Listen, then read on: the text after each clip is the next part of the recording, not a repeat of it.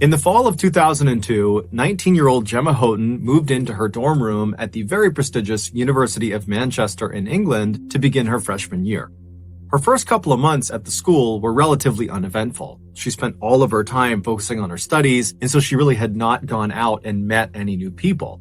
But in early 2003, so about halfway through her freshman year, she was standing outside of her dorm when this boy she had never met before walked up to her and introduced himself. He was this tall, very handsome, very charming guy. He said his name was Ian Redmond. He was a senior at the school, and he in fact lived in the same building that she did, and so he just wanted to introduce himself. Now, Gemma was not looking for a boyfriend, but she was immediately attracted to Ian, and Ian would later say the feeling was mutual. This chance encounter would ultimately blossom into a full-fledged romantic relationship, one that would ultimately lead to Ian 6 years later proposing to Gemma on Christmas Eve 2009. That same year they got engaged, the couple who had diligently saved money for years and years and years were able to pool their money and buy a house together. It was not a very nice house. It was a fairly beat-up cottage in this little town in England that would need a lot of work, but Ian and Gemma were actually very excited to do the work. They looked at this as an opportunity to make the house exactly the way they wanted it, and it was a chance for them to spend some quality time together. So for the next 2 years, during all of their free time, Ian and Gemma would work on their home, and then finally in August of 2011, right before their actual wedding day, they finished the renovation. Their home is done. And so they get married, and then literally right after their wedding, instead of going right into a honeymoon, they just moved right into their dream home that night. And so for the next couple of days, the newlyweds got to enjoy being husband and wife for the first time inside of their dream home, and then it was time to go on the honeymoon. In addition to having set aside money for the down payment on their home, the couple had also set aside money for this honeymoon. They wanted it to be an amazing vacation. And so what they decided to do for their honeymoon was to go to Seychelles, which is this island nation in the Indian Ocean, which many say has the most beautiful beaches in the world. So on August 10th, the couple hops on a plane and they fly to Seychelles. And when they land, they check into their resort, which is this unbelievable place that overlooks this perfect beach with white sand and crystal clear waters. And then after getting checked in, the couple goes down to a restaurant and they're having a bite to eat. And as they're sitting there, they're probably thinking to themselves, this is going to be the best vacation ever. During the first week of their trip, the couple was very active, spending lots of time exploring the island and going out on different excursions and going to lots of restaurants. They were just all over the place.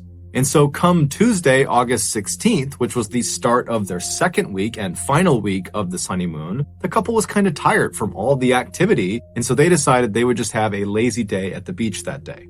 And so the couple grabbed their swimsuits and their towels and their chairs, and they left the resort and headed down to the beach right outside. And then after finding a decent spot on the sand, they set up their chairs and towels, put their stuff down. And Gemma, she laid down on one of the chairs to begin sunbathing. And Ian, he grabbed his fins and his snorkel, and he kissed Gemma on the cheek and said he was going to go down to the water and go for a swim. Gemma remembers watching Ian as he walked across the beach and stopped in front of the water and put on his big fins and got his snorkel on, and then he kind of awkwardly duck walked his way into the water. And Gemma remembers just smiling and laughing to herself watching him awkwardly do this, and then thinking to herself how lucky she was to be married to such an amazing guy. She really loved him so much. After Ian had finally gotten into the water and had begun his snorkeling journey, Gemma laid back and began to doze off to sleep. A little while later, though, Gemma suddenly woke up to the sound of what almost sounded like someone sneezing really, really loudly. And so instinctively, she sat up and scanned the waterline for her husband, but all she saw were other tourists in the water swimming and snorkeling and doing all sorts of stuff. She couldn't find Ian. And then she heard a male voice calling out for help, and it was coming off to the right towards the top of the beach, pretty far away from her. And she turned and she saw Ian. Ian was about 60 feet off of the sand, so he's well out into the water, and he appeared to be kind of hunched forward with his arm kind of in the water, and he's waving his other arm in the air. It was like he was stuck on something, and before Gemma could get up and run to him or help him in any way, Ian just begins to scream at the top of his lungs. When Ian began screaming, there was a surgeon who was also on vacation at this beach who was in a boat near where Ian was. He hears the scream and he boats over to Ian, and he and the guy who was in the boat with him manage to pull Ian out of the water. They get him on the boat, and Ian is alive and he's conscious, but he is missing his entire left arm. He's missing the majority of his left thigh, and there was a huge chunk missing from his midsection. It would turn out Ian had been attacked by a bull shark, one of the most aggressive sharks in the world.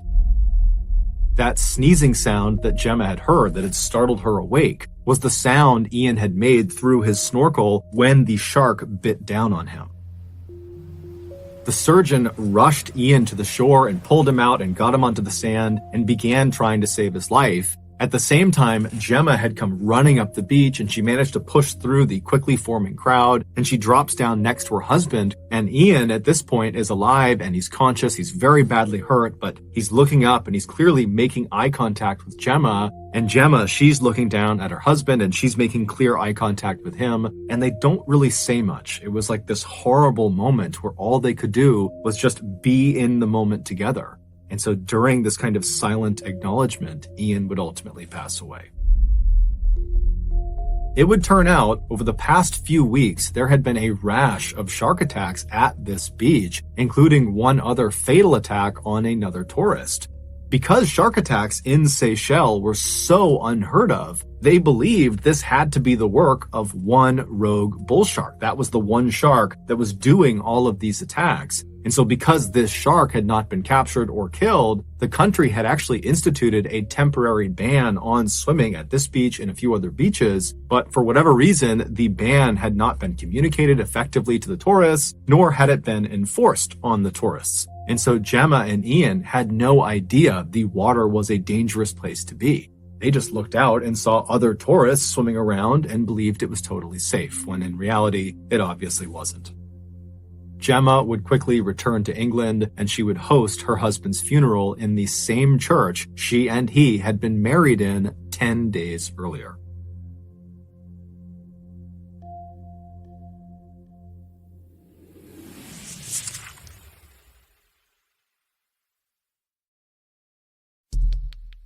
Our next story is called The Underwater Room.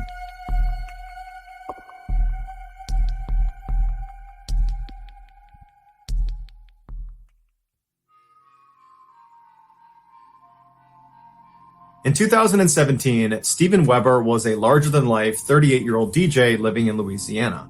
That year, through a mutual friend, he met Kenesha Antoine, who was a 38-year-old lawyer also living in Louisiana. And as soon as they met, they immediately hit it off and began dating. They both had always wanted to travel the world, but they never got around to it because life always seemed to get in the way. But now that they had each other, and so therefore had travel partners, they decided they couldn't wait any longer, and so they created a bucket list of all the places in the world they wanted to go, and then over the next couple of years, they began checking places off their list. In 2019, when Kenesha was going to turn 40, they decided they needed to go somewhere really special to celebrate. And so they checked their bucket list to see where they hadn't gone yet, and they ultimately settled on going to East Africa because there was a resort there they had always wanted to stay in. It was called the Pemba Resort, and it was famous for their underwater room. They literally have a 2-story cabin floating 300 meters off the coast. Its main floor is at surface level. It's got a beautiful couch that looks out over the water, and you can take the stairs up to the roof of the main floor where there's another couch and you can stargaze and look out 360 degrees, and there's no other cabins out on the water. You're completely isolated. And then if you go back down to the main floor, there is a ladder that goes straight down 10 meters into the master bedroom, and it's completely underwater. All 4 walls have these huge windows that look out directly into the beautiful Indian Ocean. To stay in this cabin for one night costs $1,700, and so Steven and Kenesha decided they would only splurge on it for one night at the end of their Africa trip. So in September of that year, the couple flew out to Africa, and for over a week, they enjoyed sightseeing and going on safaris and eating nice food. And then at the end of their trip, it was time to head out to the underwater room. So they got to the Pemba Resort on the mainland, they checked in, and then they loaded into a boat and were brought out 300 meters to their actual cabin out on the water. And then after the boat left them there, Kenesha got out her phone and began filming. And she filmed as the two walked around and they looked at the amazing view. They went onto the roof and they're looking all around and they're laughing because it's so unbelievably beautiful. And then at some point they make their way down that ladder down into the master bedroom underwater. And the two just can't stop laughing because it was so bizarre and just so incredible being down there. There were fish that were coming up to the glass and just staring at them. They just couldn't believe what they were seeing. And then at some point, Steven makes a joke that a shark was coming, and Kenesha turns around and then sarcastically laughs at him and says, "Oh, okay, haha, yeah, shark." And then she turns off the recording. A little while later, Steven leaves Kenesha in the master bedroom, and he goes upstairs and he puts on fins and then hops in the water. Kenesha, who's still down in the master bedroom, is surprised when she sees her boyfriend on the other side of the glass, out in the Indian Ocean. And so Kenesha just grabs her phone and starts filming him because she knows he's up to something. And then at some point, Steven pulls out a plastic bag with a handwritten note inside of it, and he presses it up against the glass so she can see what it says. And so Kenesha zooms in on the note, and you can tell from the tone in her voice, she really doesn't know what he's doing. But then there's a pause in the video as she's reading the note. And the note says, "I can't hold my breath long enough to tell you everything I love about you, but everything I love about you, I love more and more every day. Will you please be my wife? Marry me." Kenesha is so astounded at this proposal. You can tell she's almost crying. She's so excited. And so as she just continues to film him, Steven pulls out a ring and he holds it up to the glass. And now at this point, Kenesha is just beside herself. She couldn't be happier. And so Steven closes the ring box, he grabs the letter, and he swims up out of view back to the surface. And Kenesha turns off the recording, turns around, runs to the ladder, and climbs up to the main floor to give Steven her answer that yes, she would marry him.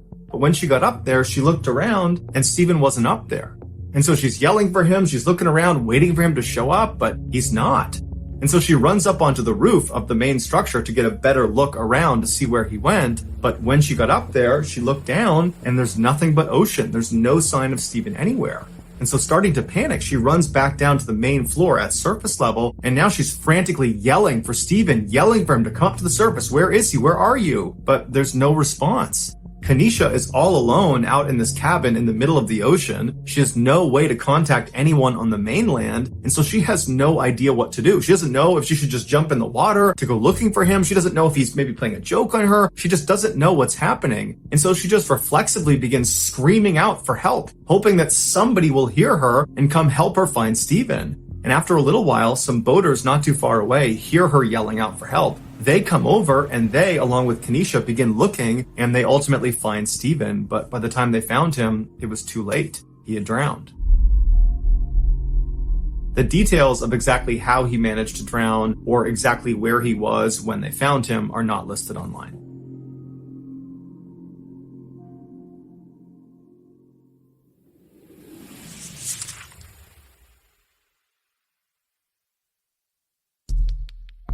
The next and final story of today's episode is called Embrace.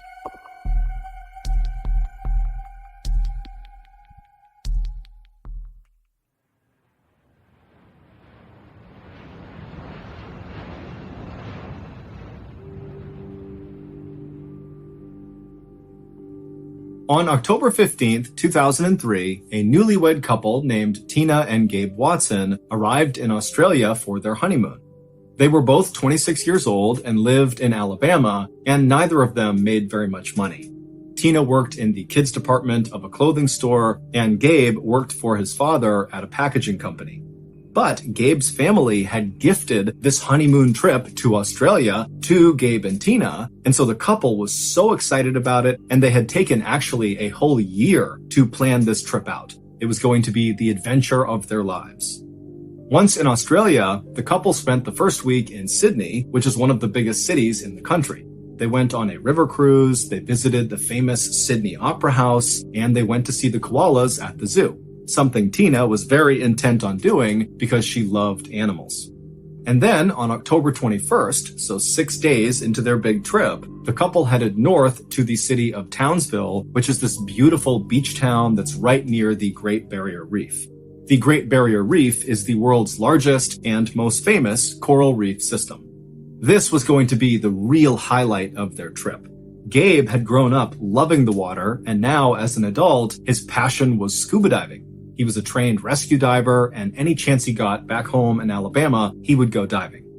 As for Tina, scuba diving kind of scared her. She didn't like the idea of being underwater for extended periods of time and breathing in underwater. It just felt so foreign that she didn't like it. But she knew Gabe really wanted her to go scuba diving with him in Australia, and so 10 months earlier, in January of 2003, Tina had begun taking scuba diving lessons, and then right before they headed out for this trip to Australia, Tina had gotten certified in scuba diving. So, after arriving in Townsville, Gabe and Tina would spend the night in a hotel, and then early the next morning, the couple would get up and make their way down to the dock where they would board a diving boat. This boat was going to take them out into the open water, right over this famous shipwreck called the Yongola, where lots of people scuba dive, and this Yongola wreck is right near the Great Barrier Reef, so it's a truly amazing place to go scuba diving. When the couple actually was out on the open water, they looked around and just could not believe how stunning everything really was. The beach town at a distance was unbelievable, and the water was perfectly clear blue, where they could see thousands of fish shimmering and swimming all around them. Finally, the dive boat came to a stop over the area where the Yongola wreck was, and Gabe and Tina began putting on their dive gear, as did the other 4 tourists who were also on this diving trip. Now, Gabe and Tina were dive partners, which meant for this dive, they were instructed not to leave each other really at any point until they're back on the surface. But initially, once they and the other divers were put into the water, the entire group swam down together 100 feet to the bottom of the ocean where this shipwreck was. And at first, everything was going great. The swim down was easy, and then once they got down there, because the water was so clear and sunlight could reach them, they were able to look at each other and just really take in how spectacular this really was. But unfortunately, Gabe, he looked at his wrist at some point and noticed his dive computer, which tells you how much air you have left and what depth you're at, was malfunctioning. And so he signaled to Tina that he needed to go to the surface and get his computer fixed. And so he and Tina would swim away from the group back up to the surface. And then once on the surface, Gabe was able to talk to the dive leader on the boat, and he was able to get his dive computer fixed. And then after only a couple of minutes of being back on the surface, Gabe and Tina went back under the water and began heading back down towards the rest of the group. And as Gabe and Tina approached the rest of the group, they saw they were all kind of swimming around in dive pairs around the Yongola wreck. And so Gabe and Tina, they got down there and they joined the queue and began as well moving as a pair around the wreck. Back up on the surface, the dive leader, who was up in the boat, was just kind of sitting there waiting for the divers to come back up, when all of a sudden he noticed there was this sudden eruption of air bubbles coming up to the surface. And so he peered over the side of the boat to see what was going on. And Gabe, who had only left the surface after fixing his dive computer maybe 5 minutes earlier, came bombing up out of the water. And when he did, the dive leader immediately noticed that Tina was not with him.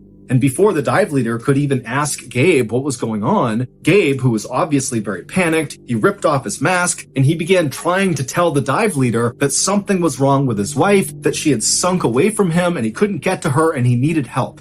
And so the dive leader immediately put on a scuba tank, he jumped in the water and swam down as fast as he could to the wreck down below. And when he got there, he immediately saw Tina by herself laying on the sand on the bottom of the ocean, just totally motionless on her back.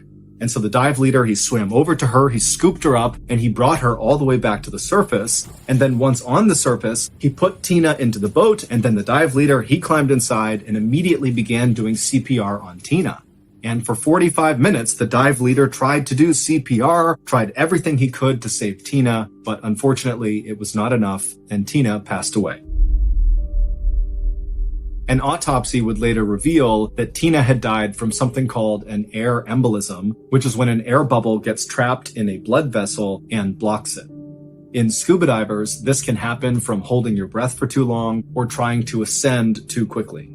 One theory about how this could have happened to Tina was based on what Gabe said happened when he and Tina went back down to the wreck after he got his dive computer fixed. He He said they got down there, everything was fine, they were swimming around like the other dive pairs, taking pictures, when Tina started to panic, kind of randomly, and she reached out for Gabe, and Gabe said she knocked his oxygen mask off his face, and so Gabe was kind of starting to panic, and he got the mask back on, at which point Tina was kind of floating away from him, and so Gabe, not really knowing what to do, said he went to the surface to get help. And so in that time frame, perhaps Tina, tried to rush to the surface on her own, giving herself the air embolism, or maybe in her panic, she had held her breath, giving herself the air embolism. But it wasn't long after Tina's death was ruled an accident and the case was closed that the other 4 people who were on that dive with Gabe and Tina began reaching out to Tina's family.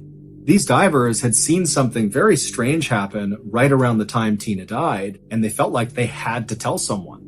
One of these 4 divers would tell Tina's family that as they were swimming around the wreck, they saw Gabe and Tina come back down after Gabe had fixed his dive computer, and pretty quickly after they reached the bottom, Gabe seemed to give Tina a hug, like a really strong bear hug. Now, there's no reason any diver would hug another diver underwater, certainly not that hard, unless it was some sort of rescue attempt. And this diver who witnessed this told Tina's family that this did not look like a rescue attempt. It looked like Gabe was trying to restrain Tina, and Tina was trying to get away from Gabe. After a few moments of watching this, the same diver would see Gabe release Tina, and at that point, Tina would go limp and float to the bottom, and Gabe would rush to the surface where he would tell the dive leader that he had this emergency with his wife. This new information led Australian authorities to charge Gabe with murder.